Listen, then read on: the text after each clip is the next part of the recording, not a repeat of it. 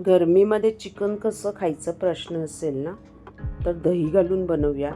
म्हणजे थोडा थंडावा येईल, चिकनमधली गरमी कमी होईल, चवीमध्ये वाढ, छान अप्रतिम चव.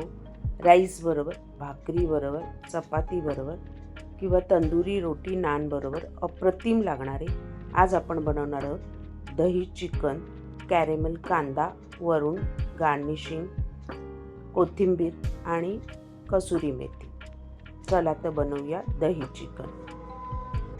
त्यासाठी मी 300 ग्रॅम चिकन घेतलं आहे. मिक्स आहे, हड्डी बिड्डी वगैरे सगळं नेहमी घेतो तसं. त्याच्यात अर्धा कप आपण दही घातलं, कारण दह्याची ग्रेव्ही पाहिजे.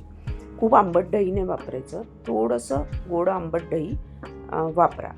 मीठ चवीनुसार, म्हणजे थोडं कमी, ग्रेव्हीत नंतर आपण लागलं तर ॲड करू.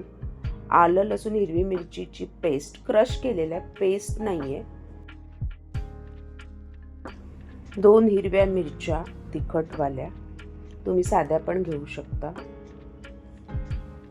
त्याच्यानंतर मालवणी मसाला, एक साधारण 1 चमचा मोठा. तिखट किती हवं कमी जास्त त्याप्रमाणे तुम्ही मसाले घ्या. भरपूर कोथिंबीर, कसुरी मेथी 1 चमचा.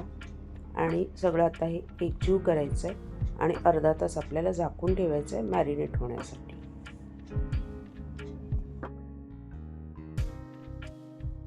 ह्याला तुपात किंवा अमूल बटरमध्ये फोडणी द्या किंवा परता.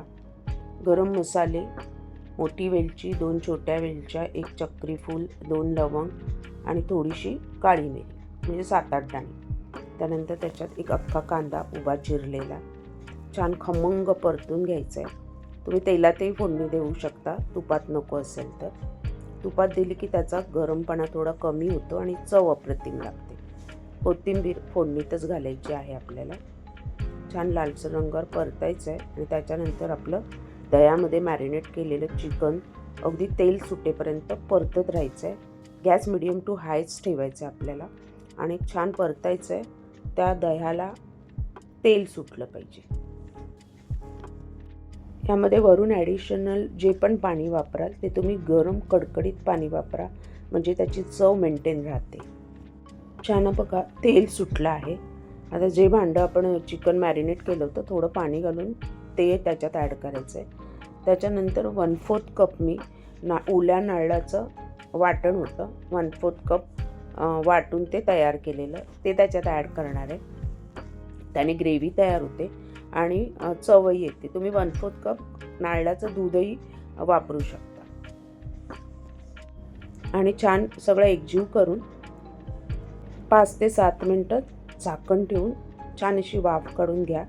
त्याच्यानंतर वरनं कॅरेमेल केलेला कांदा, कढीपत्ता, कोथिंबीर आणि कसुरी मेथी गार्निशिंग करा आणि आपलं तयार आहे दही चिकन खाण्यासाठी. चमचमीत गरमीमध्ये चिकनचा आस्वाद घ्या.